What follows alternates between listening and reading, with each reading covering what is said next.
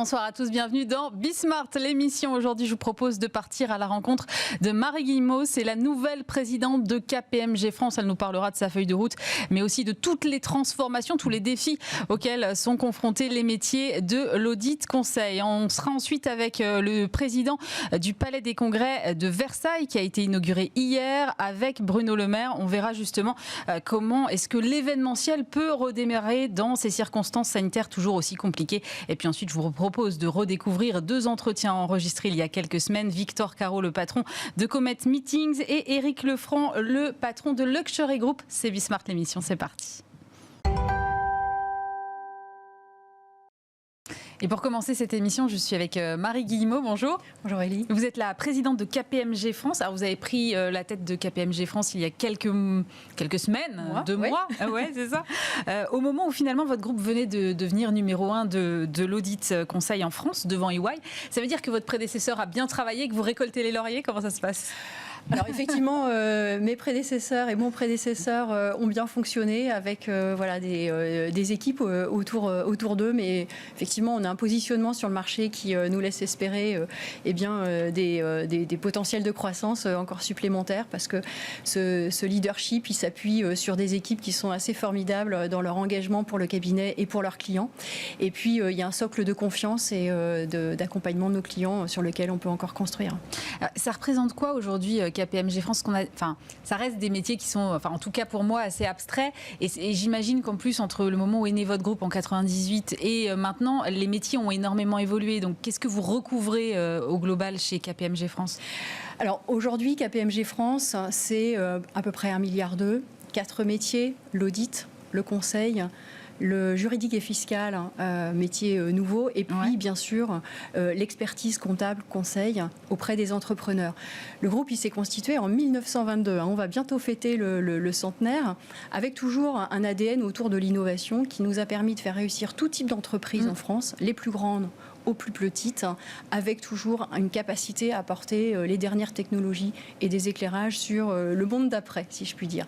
Alors ça, c'est le cabinet en France, détenu par 100% d'associés français, mais on fait partie d'un groupe mondial qui, lui, est autour de 220 000 personnes et à peu près 30 milliards de revenus. C'est ce qu'on appelle, vous faites partie des Big Four, comme on les appelle. Des Big Four, voilà, exactement. Alors la singularité pour nous en France, c'est d'avoir effectivement un maillage régional assez puissant, avec 220 villes dans lesquelles se trouvent nos équipes, au plus près des territoires, au plus près des entrepreneurs, des ETI, ce qui est aussi un élément de fierté pour nous.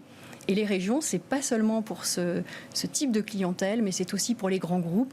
On le voit avec la crise du Covid, de plus en plus, elles sont en train de rechercher le sourcing local, des chaînes logistiques de façon plus resserrée en France. Elle réindustrialise aussi en partie les activités en France. Donc voilà, il y a un vrai levier pour nous. Vous êtes en fait au plus près des entreprises et partout dans le territoire. C'est intéressant. On parle des défaillances d'entreprises. On voit que pour l'instant, on est assez préservé grâce évidemment à l'ensemble des dispositifs. Ouais. Ça commence quand même peut-être un peu à frémir du côté des plus petites entreprises. Vous, en matière de signaux faibles, qu'est-ce que vous observez ? Alors effectivement, ces derniers mois, on a pu voir qu'il y avait une réduction des faillites d'entreprises d'à peu près 35%. Donc on est très vigilant, mais il y a aussi un très fort effort d'accompagnement pour refinancer toutes les mesures qui ont été, qui sont venues finalement sauver un peu l'économie sur cette première phase. Donc là, voilà, on est dans une deuxième phase avec des critères de viabilité des projets qui sont refinancés, des entreprises qui sont refinancées, qui sont extrêmement importants à remplir. Pourquoi ? Parce qu'après avoir, irrigué toute l'économie, il faut maintenant essayer de créer des champions en France dans les différentes filières et puis donc redonner de la pérennité aux entreprises qui ne sont pas exsangues. Voilà, je crois qu'il faut vraiment mener cette transformation aussi parce que beaucoup de modèles sont à repenser. Et c'est pour ça qu'il y a autant de fusions-acquisitions. Là, vous voyez, c'est à des niveaux records en ce moment. Est-ce que ça veut dire que c'est parce que, effectivement, ce sont des entreprises qui ne sont pas exsangues et en même temps, il y a beaucoup de liquidités sur le marché, donc effectivement, on a ce mouvement de fusion-acquisition, ou est-ce que c'est syndrome un peu de bulle ou de crise qui arrive, comme on a pu le voir en 2008 ? Alors nous, ce que l'on peut voir chez KPMG, c'est qu'il y a beaucoup de liquidités, il y a beaucoup d'appétit pour prendre des positions qui se font dans des entreprises ou des secteurs d'activité qui sont plus pérennes, qui sont amenés, je dirais, à rebondir fortement en sortie de crise. Ouais. Et puis il y a une profonde transformation des entreprises dans leur organisation, dans leur façon d'articuler leur chaîne logistique, dans leur façon de concevoir les services et les produits. Et tout ça, effectivement, draine beaucoup d'activités, demande des financements importants. Donc il y a des positions à prendre dans cette reconfiguration du paysage économique et effectivement les liquidités permettent d'avoir ce grand mouvement de transactions sur lequel on est également très actif. Ouais, c'est le pilier sur lequel vous êtes le plus sollicité en ce moment Alors on est très sollicité, effectivement. On a eu, je dirais, une suspension des transactions au moment du premier confinement l'année dernière, mais en vérité très court, plus court que ce à quoi on s'attendait. Et ça repart très fort, avec même pour nous l'incapacité de faire face à l'ensemble des sollicitations, je dirais. Notre équipe, vous refusez des dossiers. Alors on refuse des dossiers malheureusement depuis plusieurs mois, parce que nos équipes par le passé ont plusieurs années de suite été premiers en valeur, en volume, donc une réputation solide qui fait que voilà, la sollicitation elle est forte et voilà, on cherche aussi à avoir le bon équilibre entre servir nos clients et préserver nos équipes, parce que la charge de travail est extrêmement soutenue en ce moment. Oui, vous parlez de charge de travail. Alors, je voyais ce matin un article dans Le Monde sur vos concurrents d'EY, où effectivement, il y a visiblement une sorte de mouvement de protestation autour d'une limite de travail à 48 heures qui était dans un projet d'accord collectif et qui a été retiré. Bref, on sait que dans vos métiers d'audit conseil, la charge est déjà énorme, même en temps normal. Comment est-ce que vous appréhendez ces sujets-là auprès de vos équipes ? Alors, c'est vrai que nos métiers sont des métiers, je dirais, où il y a une exigence forte en termes d'accompagnement de nos clients, de qualité du travail. En même temps, voilà, je vous dis, on recherche l'équilibre parce que nous n'avons pas d'usine, pas de réseau de distribution, nous avons des équipes. Hein, donc moi, je tiens vraiment de la gestion de l'humain, aux équipes. Voilà, exactement. Donc il faut avoir le bon baromètre. On ne peut pas, je dirais, crouler sous une charge de travail. C'est la raison pour laquelle, je vous le disais, on a stoppé, je dirais, de certaines opportunités en deal. Mais c'est vrai aussi dans d'autres lignes de service, en restructuration, en transformation digitale des fonctions finances, par exemple, où on a un très fort volume d'affaires, pour que nos équipes puissent, dans une période aussi aride et de forte tension finalement, puissent reprendre leur souffle et puissent faire face, je dirais, posément, avec le bon discernement aussi, ce qui est très important dans nos métiers. Donc voilà, on cherche cet équilibre, ce qui est un travail au quotidien.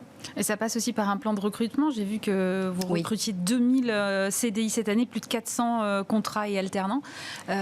Pourtant, comme je disais tout à l'heure, souvent c'est vrai que c'est des métiers qui peuvent être un peu abstraits. Est-ce que c'est des difficultés que vous rencontrez en termes de recrutement, d'aller chercher les jeunes, de les motiver, de leur donner l'envie de rejoindre des grands groupes comme le vôtre ? Alors, on n'a rien lâché pendant cette période de crise sanitaire, de notre ambition de recrutement. On est en forte croissance, donc il faut effectivement qu'on fasse grandir les talents. Donc 2000 CDI, 400 apprentis jeunes chaque année. Donc c'est des cohortes, si je puis dire, qui rentrent chez nous.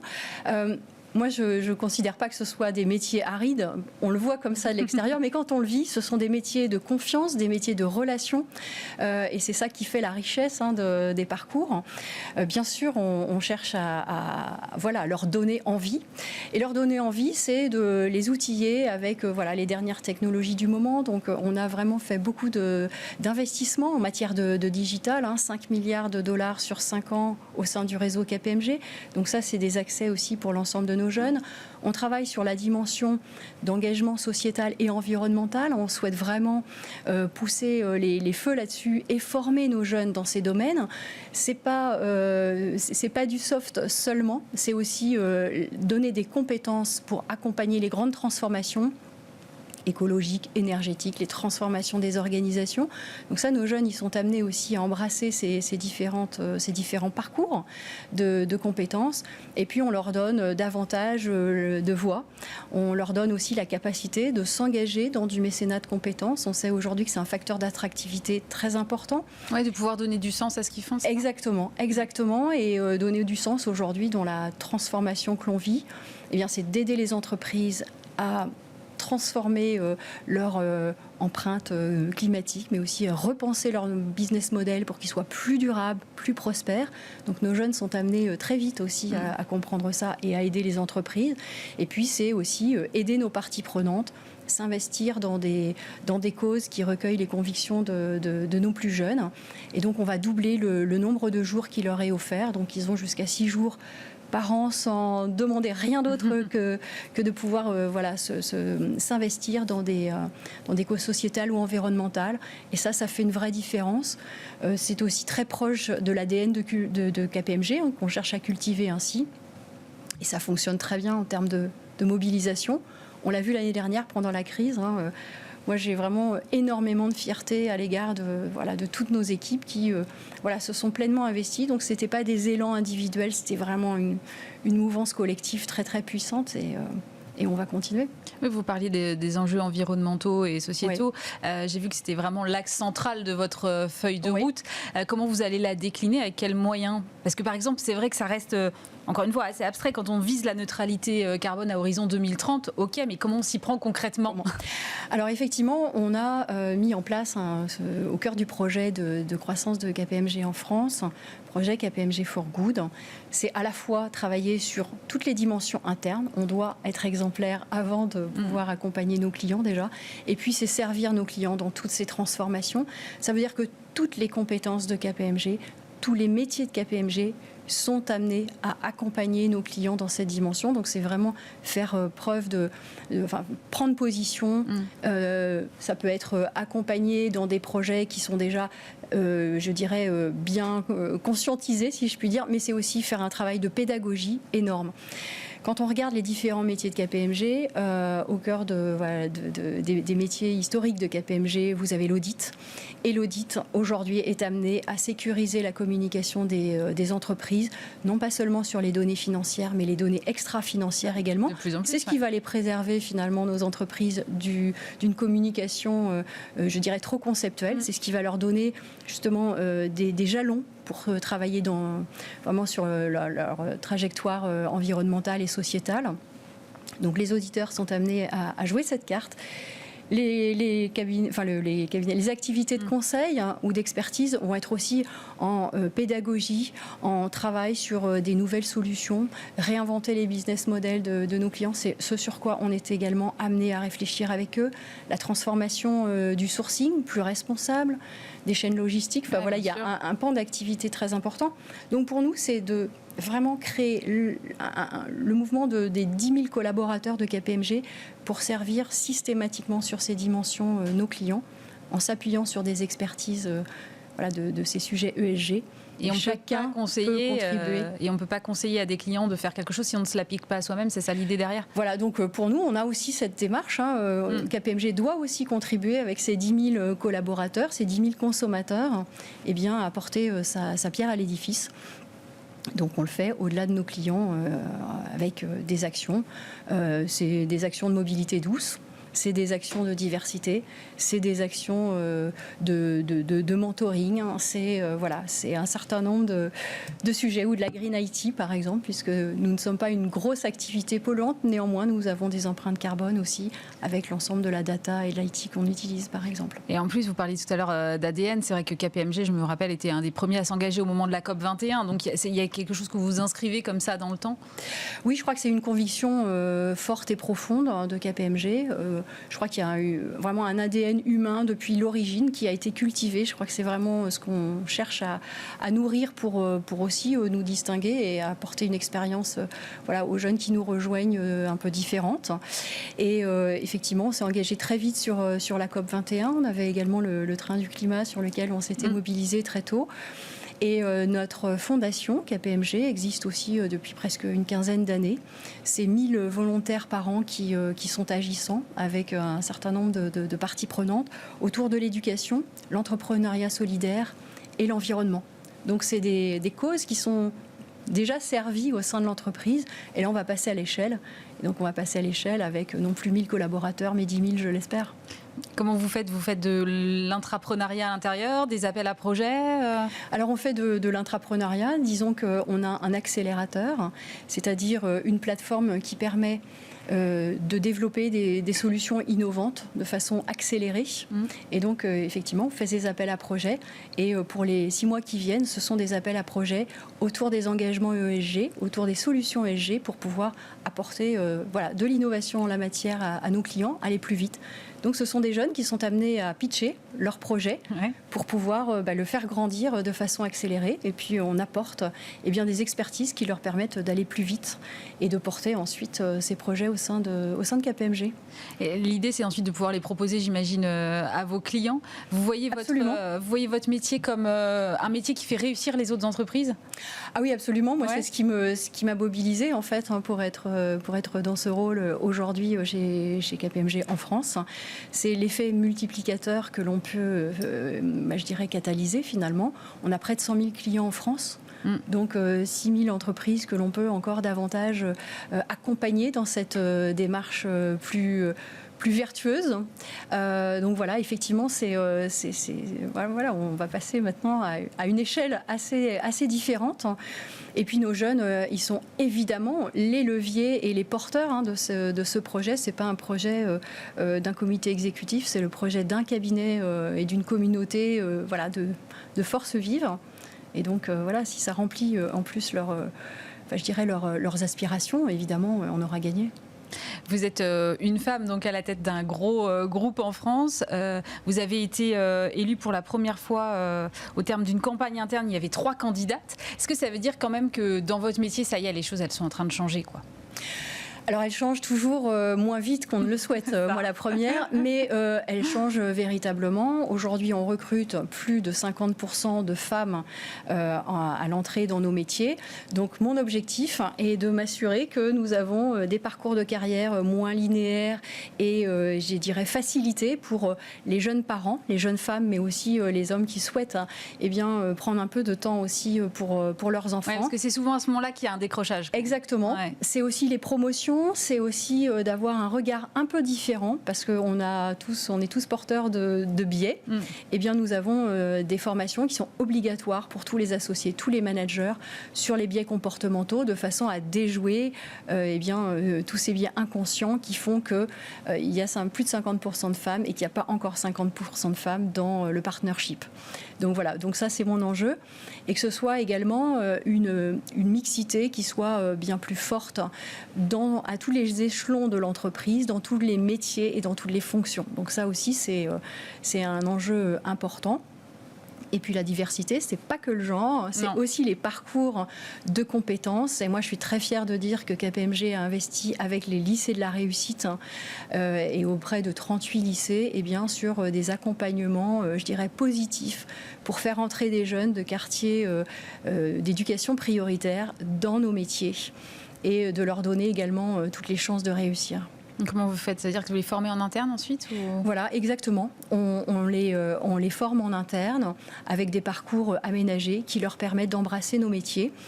Certains vont vouloir y rester et vont progresser dans nos métiers et d'autres vont avoir un apprentissage déjà dans le milieu de l'entreprise et puis, je l'espère, une carte et une formation qui va leur permettre d'aller plus loin. Pour revenir sur la question des femmes, vous dites que vous recrutez plus de 50%, ça veut dire que là, pour le coup, ça y est, dans la formation, vous avez un vivier suffisant ? Parce que parfois, c'était au niveau de la formation que ça bloquait.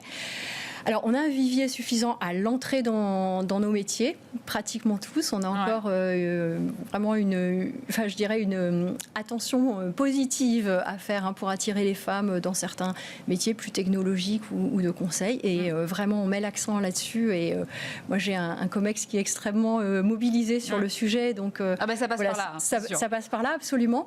Et puis demain, c'est que ces femmes qui sont à plus de 50%, à l'entrée chez nous, eh bien, elles soient aussi nombreuses à gravir l'ensemble des échelons. Et puis, on a des programmes comme un programme qui s'appelle Émergence, qui depuis 10 ans forme les femmes qu'on a repérées comme étant à plus haut potentiel à exprimer leurs objectifs, à chercher des alliés dans l'entreprise, à trouver des mentors, hommes et femmes, pour pouvoir les aider à finalement tracer leur propre voie. Donc, objectif, un groupe paritaire à quel horizon ? Je ne sais pas encore, mais en tout cas un groupe avec une plus grande richesse de talents, de parcours, parce que les parcours aussi, il faut les personnaliser davantage, accompagner la mobilité entre nos métiers, entre nos différents pays.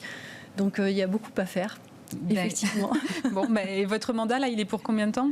Il est pour 4 ans. Bon, alors bon courage. Donc c'est sans attendre. Sans attendre. Merci beaucoup Marie Guillemot. Je rappelle que vous êtes présidente de KPMG France. Merci d'avoir été avec nous. Oui, Planex, merci beaucoup.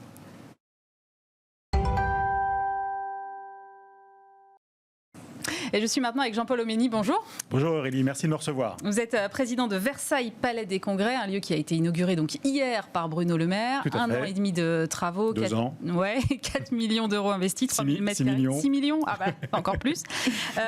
Une ouverture qui est un symbole dans un monde d'événementiel qui est à l'arrêt depuis un certain temps maintenant, on a arrêté de compter. Et en même temps qui tombe effectivement à un moment où ça a l'air de redémarrer, les discothèques rouvrent aujourd'hui, voilà, il y a eu quelques concerts, des choses qui peuvent quand même se tenir. Et d'un autre côté, le variant Delta qui monte, on nous parle du conseil scientifique qui veut remettre une jauge à 1000 personnes. Est-ce que c'était le bon timing finalement ? Alors je dirais que c'est toujours le bon timing pour entreprendre Aurélie, de toute manière. Ça, je ne vais pas vous dire le contraire. Voilà, mais au-delà de ça, oui, pour nous, déjà nous étions impatients de réouvrir parce que nous avons fait, comme vous l'avez dit, 18 mois de travaux et puis ça a un peu dérivé avec la crise sanitaire, la crise Covid.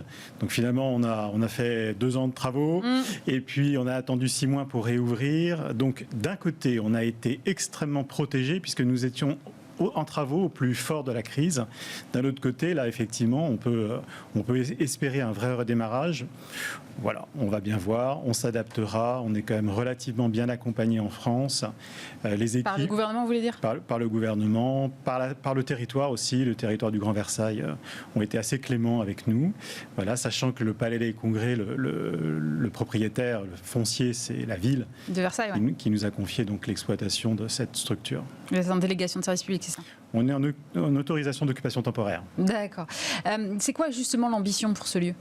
L'ambition, c'est de le réouvrir à tous et à toutes, que ce soit le grand public, les associations, et puis de l'autre côté, les gros congrès, les conventions d'entreprise. Voilà, donc c'est de couvrir de façon très large ce bâtiment qui est le seul palais des congrès sur ce territoire, qui a eu une histoire absolument formidable, parce que c'est le premier palais des congrès construit en France en 1960. On a importé ce concept du congrès des États-Unis pour le faire en France. On l'a fait à Versailles parce que Versailles était une ville beaucoup plus politique qu'elle n'est aujourd'hui. Et donc, c'est un bâtiment art déco qui a plein de charme, que l'on a fortement modernisé et qu'aujourd'hui, la réouverture est attendue par beaucoup de monde. Donc charge à nous de faire vivre ce bâtiment. On veut avoir les petites danseuses du coin et on veut avoir KPMG avec la présidente que tu recevais avant. En tout cas, on a les moyens de recevoir tout ce monde-là. Mais en même temps, niveau situation géographique, vous êtes avec un gros pôle concurrentiel qui est Paris, qui était en 2019 la capitale mondiale des congrès. Donc comment est-ce qu'on rivalise avec Paris quand on est vraiment pas loin de Paris et en même temps pas complètement à Paris et qu'il y a déjà une offre qui est assez pléthorique ? On ne rivalise pas avec Paris. On propose une alternative. Nous, on est une alternative très verte, de bien-être, avec un territoire où il y a beaucoup d'enseignements, beaucoup de jeunes, beaucoup de jeunesse, beaucoup de renouvellement. Voilà, on est aussi très proche de Paris. On est à 12 minutes de Paris par la gare. La gare est à 6 minutes à pied du palais. Donc voilà. Après, on a sur les territoires énormément de très belles sociétés. Entre Saint-Quentin, Vélizy, beaucoup de sièges sociaux. Donc je ne sais pas si les entreprises de la défense vont pouvoir venir jusqu'à Versailles, peut-être dans certains cadres, parce qu'aujourd'hui, dans cette compétition qui n'est plus avec le Covid, on est tous finalement à se serrer les coudes. Le client doit être accompagné et chacun a son propre forme d'accompagnement avec peut-être ses faiblesses et ses excellences. Donc charge à nous de faire nos preuves parce que nous sommes tout nouveaux finalement dans la sphère. Comment on va donner envie aux entreprises de revenir faire des séminaires, faire des congrès, dans un contexte où on est encore très sous contrainte sanitaire finalement? Et oui, oui. Alors déjà, ce qui est pas mal, c'est que les entreprises ont elles-mêmes envie de revenir. On a beaucoup d'appels, on gère beaucoup d'appels entrants aujourd'hui, donc c'est quand même assez positif, même avec les dernières mesures et les dernières annonces qui ont été faites avec le variant Delta. Ça n'a pas découragé bon nombre d'entreprises de faire des devis pour la rentrée, par exemple. Vous voyez, donc c'est plutôt... c'est bon signe, quand même. C'est plutôt très bon signe. Maintenant, certaines études ont été faites, notamment par l'Estua à Tours, qui est une école de gestion et d'événementiel, et qui montrait que 76% des annonceurs souhaitaient revenir en présentiel. Voilà.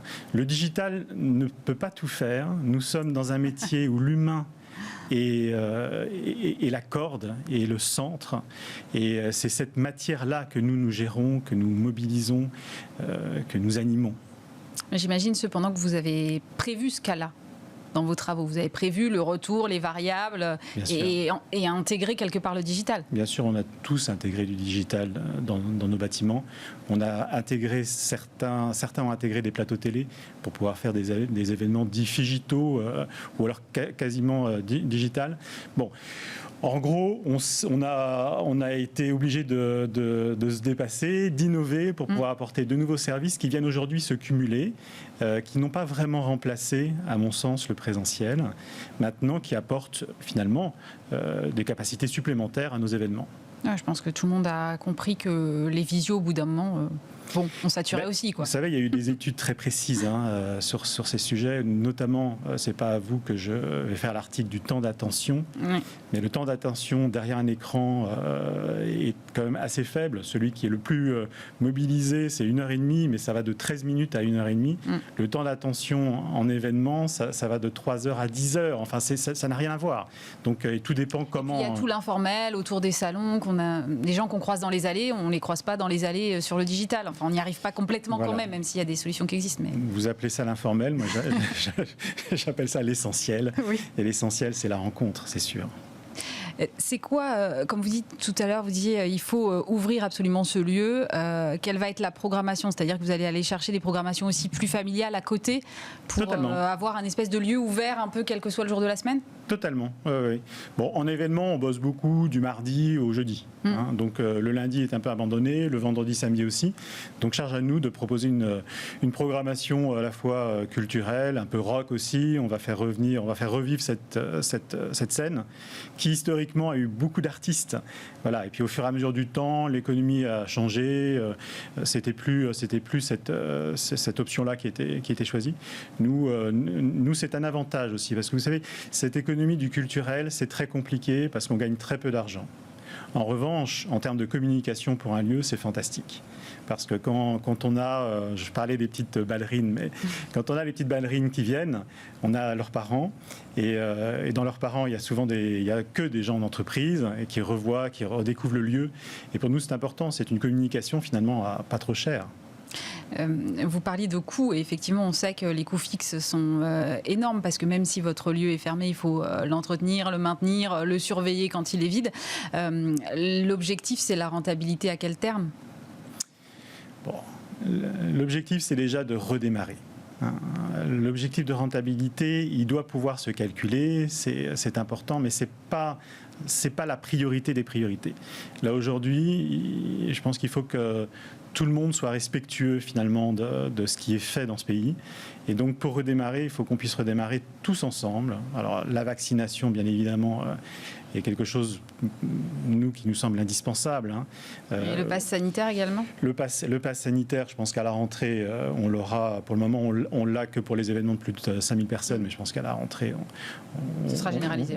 Mais on le demande, nous, le pass sanitaire. On ne voit pas pourquoi on n'aurait pas le pass sanitaire, surtout qu'il y a la possibilité PCR aussi intégrée intégré dans ce pass sanitaire. Je pense qu'effectivement, il y a un petit coup de canif là, à nos libertés, mais par contre, la liberté d'entreprendre s'est pris une grosse claque quand même. Vous parliez tout à l'heure d'endroits verts, de lieux verts. Ouais. C'est vrai qu'il y a une grosse attente aussi de la part des consommateurs maintenant quand ils vont dans des événements, d'avoir un aspect RSE compatible avec ces événements-là. Comment est-ce que vous avez appréhendé cette question ? Bon, alors c'est ça de différentes manières. D'abord d'une manière très basique, c'est-à-dire du bon sens. On a 90% de nos fournisseurs qui sont dans un rayon de 5 km. 5-8 km. On a un équipement qui permet à nos clients de ne pas avoir beaucoup de déplacements, beaucoup de montage. Tout peut se faire en interne parce qu'on a énormément équipé le lieu. Donc ça, c'est pour nous le bon sens. Après, dans un second temps, il y a les normes. Il y a la norme 2021 qui est assez intéressante quand même, parce qu'elle est à la fois... Je ne la connais pas, j'avoue. Ouais, c'est à la fois sociale et à la fois dans les pratiques d'exploitation. Donc ça, c'est une démarche qu'on entreprend. On n'est pas encore normé, mais on est sur ce chemin-là de la norme 2021. Merci beaucoup, Jean-Paul Omeny. Je rappelle que vous êtes donc le président de Versailles Palais des Congrès. Merci d'avoir été avec nous. Merci, Aurélie. Et je suis maintenant avec Victor Caro. Bonjour. Bonjour Aurélie. Vous êtes cofondateur et CEO de Comet Meetings, créé en 2016. C'est des tiers-lieux de réunion essentiellement. Vous êtes en train d'amorcer votre déploiement en Europe, on va y revenir. Mais donc, votre business de base, c'est d'accueillir notamment des réunions. Et je me disais, est-ce que la réunion n'est pas morte avec la crise ?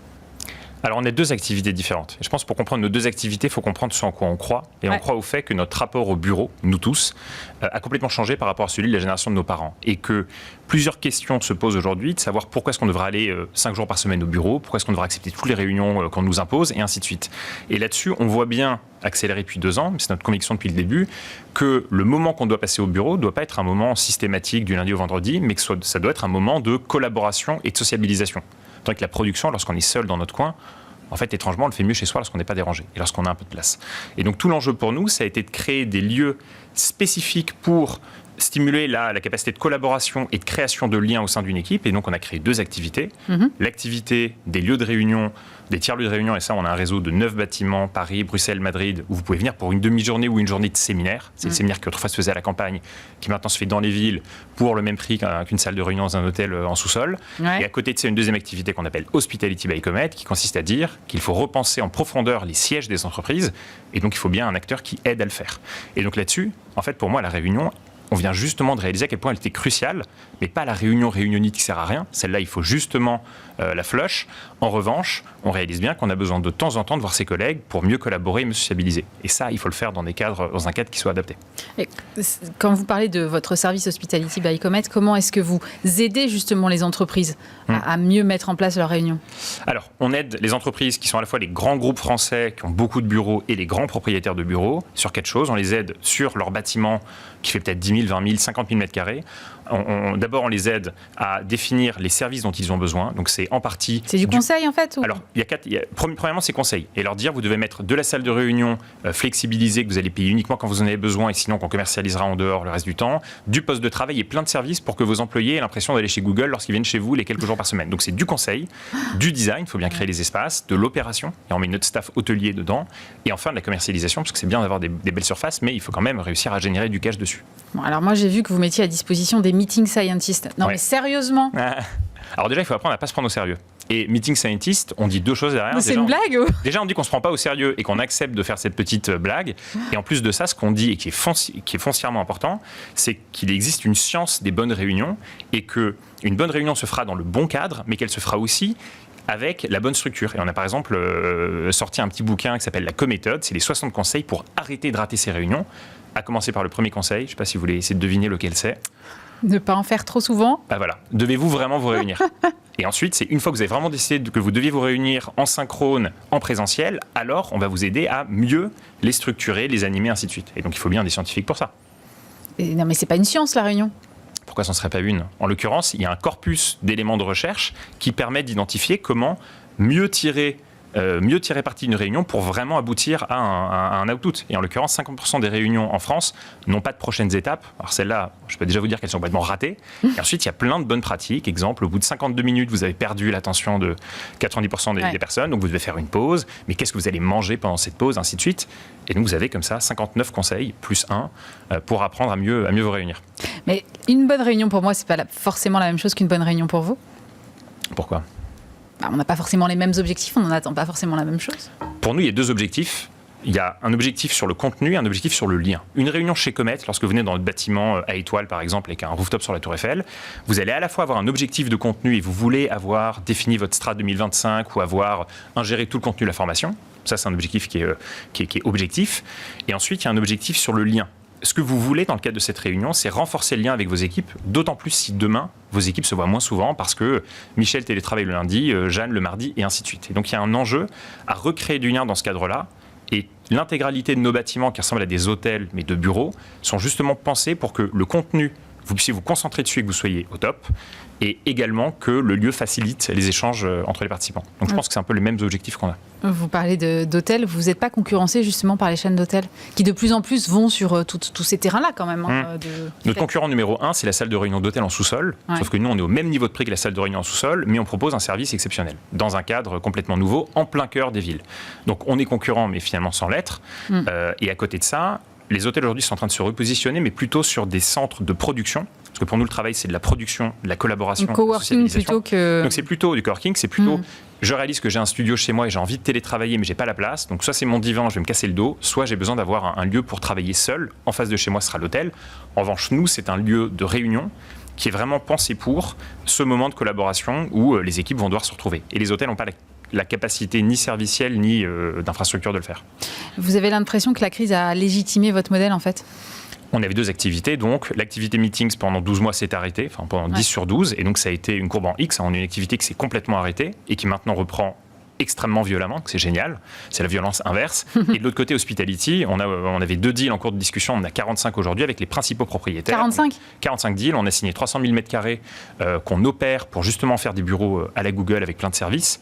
Et donc aujourd'hui, vous savez, on a beaucoup parlé des entreprises résilientes ou des entreprises faibles. On a réalisé qu'il y avait aussi des entreprises super résilientes. Il y a pour le coup de la presse dessus, de la recherche dessus. Les super résilientes sont celles qui font d'une crise une opportunité. C'est exactement ce qu'on a fait. On sort beaucoup plus fort de la crise aujourd'hui, en étant plus nombreux, en ayant levé 30 millions en septembre, alors qu'on aurait dû se dire, mais Comet, c'est la boîte qui, le 13 mars ou le 17 mars, aurait dû mourir. En fait, non. Et comment vous expliquez ça ? Parce que entre le 13 mars, ou je ne sais plus quand on s'est arrêté, et septembre, votre levée de fonds, la donne n'avait pas fondamentalement changé.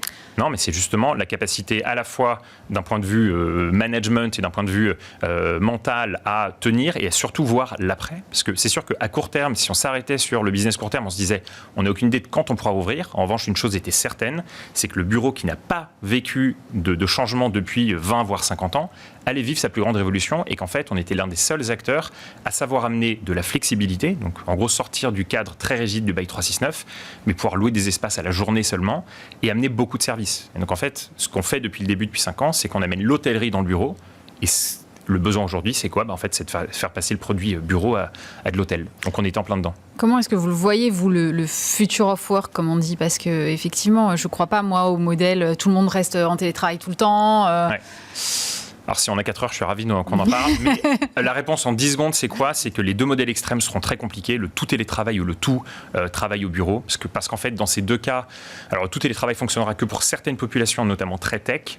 Et il faudra on parle beaucoup des digital nomades qui sont... Exactement. Et ça marchera surtout sur les populations tech qui se reverront en fait beaucoup plus fréquemment. Elles feront 10 fois plus de séminaires, elles le font déjà qu'une entreprise normale. Le tout bureau, ça va être très compliqué et c'est l'écueil dans lequel les grands groupes risquent de tomber. Les salariés n'en veulent plus. Les salariés n'en veulent plus. Donc ça veut dire que vous aurez accès en tant qu'entreprise à un pool de talents bien plus faible qu'auparavant. Et ensuite, le gros enjeu, c'est faire fonctionner le modèle hybride parce que dans ce modèle hybride, vous avez différents problèmes, notamment si j'ai une équipe A, une équipe B qui se relaye à tour de rôle dans un bureau réduit, je risque d'avoir 2 cultures de boîtes qui vont émerger. C'est comme le cas d'Yahoo il y a 8 ans lorsqu'ils avaient testé. Et si, en revanche, je décide que tout le monde y va lorsqu'il le souhaite, certains certains iront 3 jours par semaine, d'autres 1 jour tous les mois, et vous aurez un phénomène de clic avec certaines équipes qui seront privilégiées par rapport à d'autres au moment de décider qui avancera. Donc il y a plein de questions qui sont judicieuses. Le modèle hybride semble être le modèle qui fonctionnera le mieux, mais en identifiant ces questions et en apportant des éléments de réponse, ce qu'on fait chez Comet, ça permet d'éviter de trop se prendre les pieds dans le tapis. Et c'est marrant parce que du coup, ce que vous dites quand vous parlez de Hospitality by Comet et que vous accompagnez les grands groupes et que vous finalement concevez leurs espaces avec des salles de réunion que vous potentiellement vous pouvez commercialiser à d'autres sur les temps non occupés, à la fois je trouve ça génial et à la fois je me dis en termes d'organisation, moi si demain j'ai besoin de convoquer une réunion d'urgence et que ma salle de réunion elle est prise par X ou Y de l'extérieur, ça me semble compliqué. On le fait déjà avec différents groupes. On le fait dans le siège d'Altarea, par exemple, rue de Richelieu. On le fait dans quelques grands bâtiments à la Défense, dans le 12e, bientôt dans le 9e. Et en fait, ça se règle contractuellement. Ça va dépendre du souhait de l'utilisateur, enfin de l'entreprise ou du propriétaire. Parce qu'il n'y a rien de pire que de se dire j'ai besoin de faire une réunion et je ne trouve pas d'espace, quoi. Non, exactement. Mais ça se règle contractuellement. On n'a jamais eu ce problème-là. Et en l'occurrence, si vraiment vous avez un problème, que vous êtes locataire de l'ensemble, on se débrouillera pour vous trouver une solution, à commencer par simplement utiliser notre réseau. Aujourd'hui, on a 20 000 m² avec ces 5 et bientôt 7 bâtiments à l'échelle de Paris seulement, on trouvera toujours une solution. Donc en soi, si ce n'est pas un problème, on a plutôt vocation à apporter des solutions. Est-ce que finalement on n'est pas allé à une overdose de réunions en visio et que finalement ça légitime aussi un peu ce que vous faites aujourd'hui ? Ce qui est génial, c'est que lorsqu'on s'est lancé, on nous a dit mais attendez, demain on fera des réunions uniquement en visio, voire en hologramme. Bon courage. On va attendre un petit peu. Bon courage à ceux qui aujourd'hui se disent que les réunions ne servent à rien ou bien qu'elles seront en tout digital. On a bien réalisé qu'en fait il y a plein de réunions. En fait que derrière le terme de réunion il y a plein de choses. Il y a beaucoup de réunions qui doivent passer à la poubelle, d'autres qui peuvent se faire, et c'est un issue tree, c'est d'autres qui peuvent se faire en asynchrone, certaines qui doivent se faire en synchrone mais en virtuel, et d'autres dès que le sujet revêt une certaine complexité, qu'il y a plus de 5 personnes autour de la table et que ça va prendre plus de 45 minutes, qui doivent se faire en présentiel. Mais l'idée, c'est juste de se demander intelligemment, et franchement, c'est pas très élaboré, de se demander est-ce que cette réunion doit avoir lieu ou pas ? Conseil 1 de la Cométhode. Et ensuite, est-ce qu'elle doit être faite en présentiel ou non ? Et une fois qu'elle est en présentiel, alors on met tous les moyens pour que ce soit quelque chose d'incroyable. Et la bonne nouvelle là-dedans, c'est qu'en venant chez nous, il n'y a même pas besoin de mettre tous les moyens financiers parce que pour le coup, on a un niveau de prix très abordable. Vous êtes lancé là à l'international avec Bruxelles et Madrid. Exactement. C'est ça. Et je trouvais ce choix un peu étrange. Je me suis dit, mais pourquoi ils vont d'abord faire les capitales européennes et pas les capitales de province ? On est en plein développement aussi en province, et, enfin en région. Et pour le coup, on scrute de près certaines villes. On avait une opportunité qu'on a failli saisir et qu'on n'a pas pu saisir. Mais si, bien évidemment, on regarde les régions au moins autant que l'étranger. Simplement, l'opportunité s'est présentée, donc on a foncé. Et comment ça se passe alors ? Très bien. On ouvre Bruxelles. Alors, on ouvre Bruxelles le 1er septembre. Le bâtiment est canon. On fait visiter plein de clients aujourd'hui qui nous disent, c'est simple, ils nous disent ce concept n'existe pas et ce concept n'existe pas à Bruxelles et c'est pour le même prix qu'une salle de réunion d'hôtel qu'on a la possibilité de se payer ça. Donc, ils sont ravis. C'est avenue Louise avec un rooftop vraiment sympa. Et à Madrid, on ouvre en début d'année prochaine. Mais ce qu'on voit sur le marché d'Europe continentale, c'est que ce besoin de faire des réunions en présentiel, le séminaire, la formation, existe depuis 50 ans et il y a uniquement une offre peu qualitative en face. Notre rôle maintenant, nous, notre mission, c'est d'aller évangéliser et proposer une offre qualitative dans ces pays-là aussi. Ouais, d'autant que les boîtes sont plus prêtes à envoyer leurs équipes faire des séminaires à l'autre bout du monde, quoi. Voilà. Le marché, il y a 10 ans du séminaire, c'était plutôt 2 jours à la campagne. Depuis 5 ans, c'est plutôt une journée en ville. Et à mon avis, la tendance ne va faire que s'accélérer avec son vivre. Comment est-ce que vous envisagez vos déploiements futurs ? C'est-à-dire, vous allez mailler tout le territoire et ensuite mailler toute l'Europe ? Il n'y a pas de concurrent à l'instant où on se parle en Europe ? Nous, notre concurrent numéro 1, c'est vraiment l'hôtel. Et donc la salle de réunion d'hôtel, c'est ce qui représente 90% de l'offre sur le marché. Ensuite, il y a notamment quelques lofts plus ou moins professionnels. Donc nous, notre modèle de développement, c'est d'aller partout là où nos clients veulent qu'on aille. On a levé des fonds aussi pour accélérer là-dessus. Et avec cette branche Hospitality, on a la capacité à accélérer beaucoup plus vite encore avec ces énormes propriétaires. Mais comment est-ce que vous faites pour être compétitif par rapport à des hôtels ? Parce que si je comprends bien, l'offre et les lieux sont... Ouais. En tout cas, ce que vous dites de meilleurs standards. Donc, comment est-ce que vous faites ? Alors déjà, il y a un élément simple, c'est que structurellement, les salles de réunion d'hôtel, elles sont où ? En sous-sol, là où on ne mettait pas de chambre parce qu'il n'y avait pas de fenêtre. Ça, c'est la grosse majorité de l'offre et c'est la réalité. Sur les vieux hôtels, c'est peut-être moins vrai maintenant. Grosse majorité. Et ensuite, ce qui se passe, c'est que généralement, il y a très peu de salles de réunion et donc les économies d'échelle sont très faibles. Ce qui fait que même s'il y a un hôtel au-dessus qui tourne, toute l'expertise nécessaire à mettre qui va être spécifique à de la réunion, toutes les personnes expertes de la tech, par exemple, qui vont vous aider à ce que votre réunion se passe bien, en fait, celles-là, vous ne pouvez pas économiquement les injecter dans un hôtel.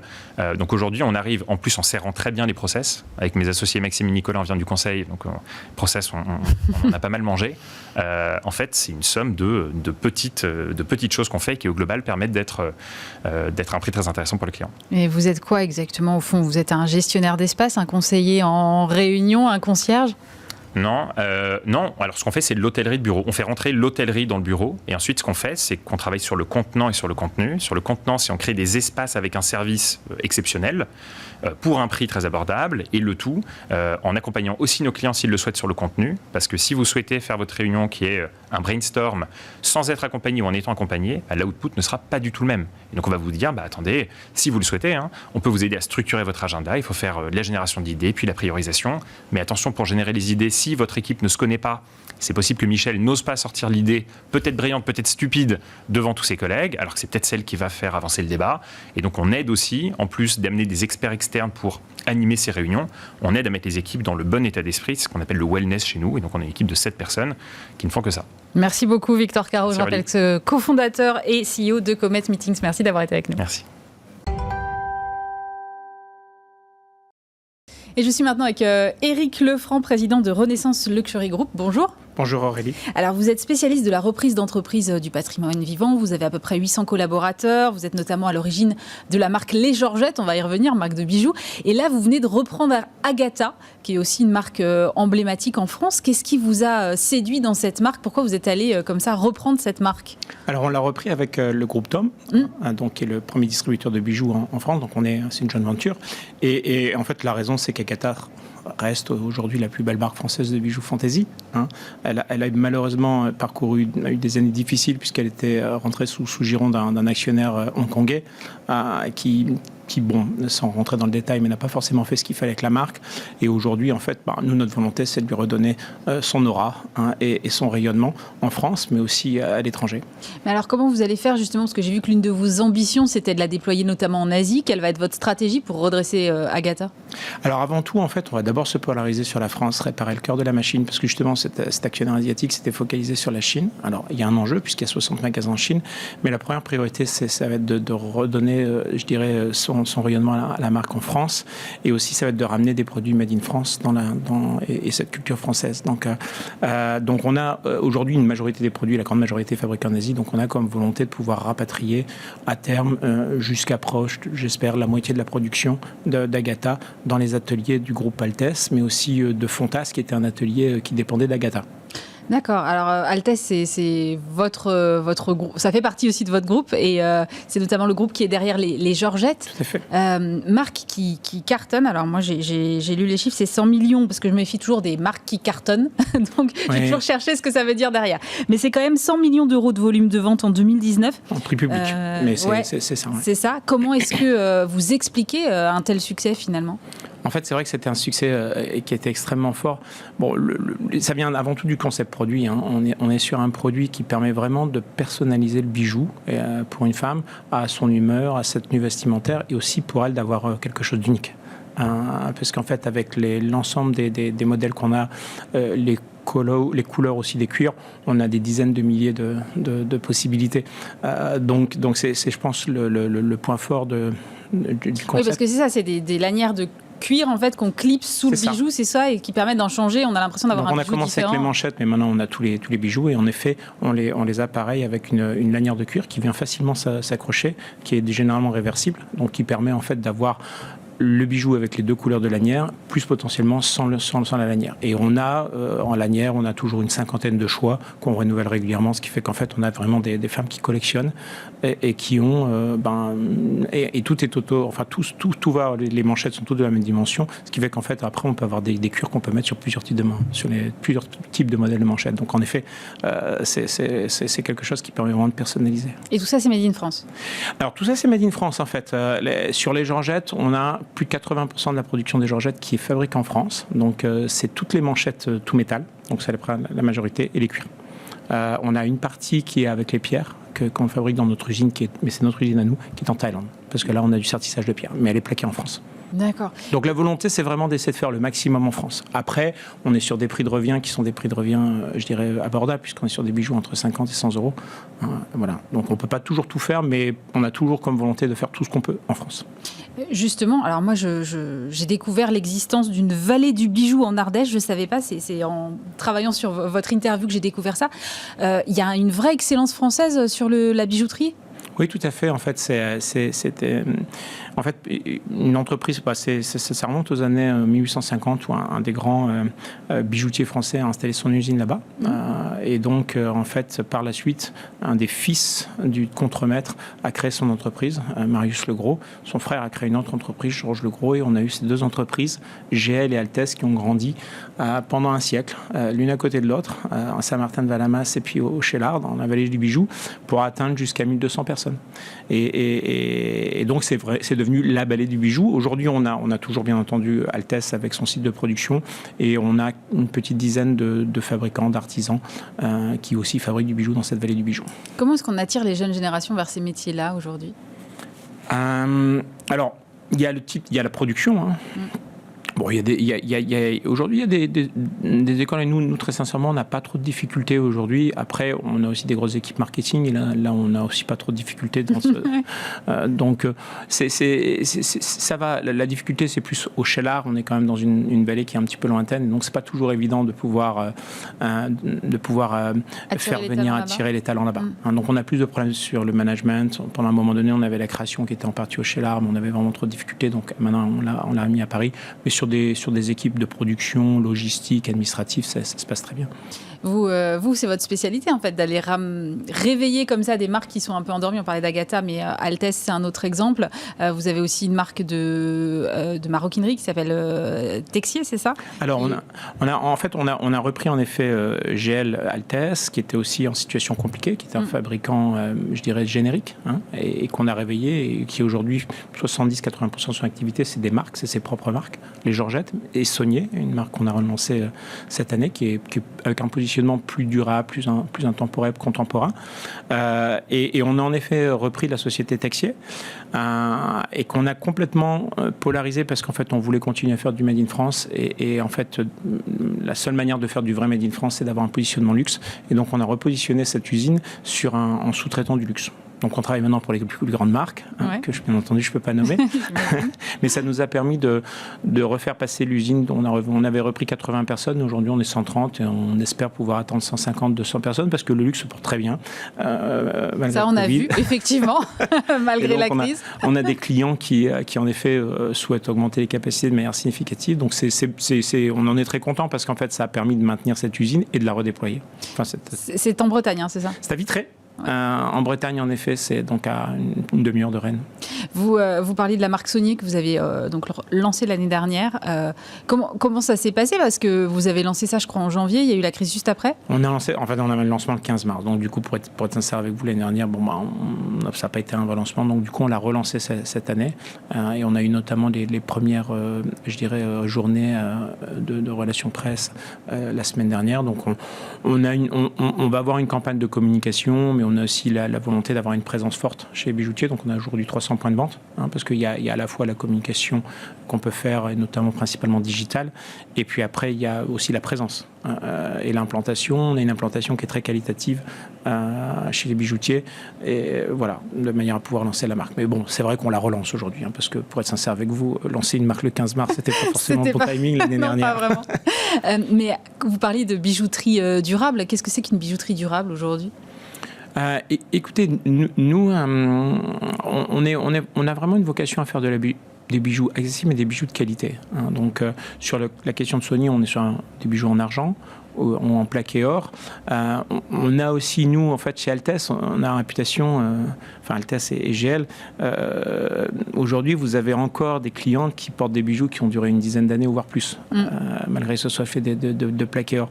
Et chez Saunier, on a cette volonté-là. C'est pas un bijou qui va durer 2-3 mois. C'est un bijou qui est là pour durer, je dirais, au moins 2, 3, 4, 5 années, voire plus. Et c'est une attente des consommateurs, j'imagine aussi. Oui, je pense que les consommateurs veulent redonner un sens. On n'est plus trop dans les achats impulsifs qui ne sont pas là pour durer, quoi. Les achats un peu snack, comme on pourrait dire. Et je pense qu'il y a une vraie volonté aujourd'hui de revenir à peut-être moins de produits, mais des produits de belle qualité. Des produits, je pense qu'il y a aussi une grosse volonté d'avoir des produits qui soient fabriqués localement, en France ou en Europe, et qui soient là aussi pour durer. Voilà. Donc on est sur, de manière générale, nous on essaie d'avoir on a une volonté d'avoir des produits qui soient de belle qualité et qui durent, quoi. Les Georgettes, justement, c'est un bel exemple du Made in France. Je crois que vous avez une collaboration avec l'Élysée, notamment. Vous avez toute une collection là-dessus, non ? Tout à fait. En fait, on a eu la chance d'avoir très rapidement Madame Macron comme adepte et d'une manière ambassadrice, même si elle a découvert cette marque et qu'elle l'a portée pour se faire plaisir. Elle l'a même offert à certains moments dans des cadres diplomatiques. Et en effet, cette relation a fait qu'on nous a proposé de pouvoir avoir une capsule pour l'Élysée, pour la boutique de l'Élysée. Et donc, on a une capsule avec des motifs qui sont très orientés, bien entendu, sur l'Élysée, qu'elle a validé. Donc, il y a une Jeanne d'Arc, Cocorico, etc. Donc, c'est une capsule qui est très sympathique, avec bien entendu des couleurs bleu, blanc, rouge. Et c'est une capsule qu'on va exposer, puisqu'on a été sélectionné pour la grande exposition du fabriqué français, qui aura lieu le 2, 3 et 4 juillet à l'Élysée. Donc on est très honoré d'avoir été sélectionné, de pouvoir représenter l'Ardèche, pour le coup, puisque c'est par département, durant cette exposition. Qu'est-ce qui vous motive, vous, dans cette défense du Made in France ? Écoutez, avant tout, c'est de pouvoir... Nous, on intervient, si je prends par exemple, Vitré est une région qui est plus riche, avec avec un taux de chômage qui est assez bas, mais si je prends par exemple la région de l'Ardèche, de la vallée du Bijou, Altesse est le deuxième employeur. On est dans une vallée qui est quand même assez loin. On a 1h15 de Valence et très sincèrement, il y a d'autres industriels, mais on a un rôle de défense de ce territoire, de maintien. On est une des entreprises qui apporte le plus de richesse et donc du coup pour nous c'est quelque chose qui est important parce que de nombreuses familles en dépendent. Après il y a des savoir-faire qui sont assez uniques. Cette entreprise a un savoir-faire qui est extrêmement riche parce qu'on a fait pendant longtemps de la joaillerie. Il y a un savoir-faire traditionnel qui est très riche, donc je pense que c'est très important. La France a laissé partir beaucoup de son savoir-faire industriel. Heureusement, je sens une vraie volonté de la part des Français avant tout, mais aussi bien entendu du gouvernement d'inverser la tendance. Je pense que le Covid a été un électrochoc et c'est bien, et c'est très bien. Et donc nous, on fait tout ce qu'on peut. Alors c'est pas toujours possible, mais on fait tout ce qu'on peut pour essayer de maintenir ça, de maintenir ces savoir-faire et puis de maintenir cette activité économique dans ces régions, parce que c'est des territoires qui sont parfois reculés, qui n'ont pas forcément des ressources significatives. Et donc, garder des entreprises, des usines dans ces territoires, ça permet de faire vivre des familles et de maintenir des territoires, je dirais, actifs. Vous faisiez pas du tout la bijouterie avant, vous étiez chez Motorola. Qu'est-ce qui vous a fait switcher comme ça ? En effet, alors moi j'ai commencé dans des grands groupes, donc en effet Motorola, et après Honeywell. Et à la suite de ça, en fait, ma dernière expérience, ça avait été de faire une restructuration d'une des activités suite à une joint venture qui n'avait pas marché. Et à la suite de ça, j'ai fait un MBA, j'ai voulu faire de la reprise et retournement d'entreprise en difficulté. Et donc je travaillé pendant une dizaine d'années chez Caravelle, qui était vraiment le leader pendant longtemps, avec Monsieur Martel, qui était un grand monsieur qui est décédé. Et quand il est décédé, j'ai lancé ma propre opération, mon propre business, Renaissance.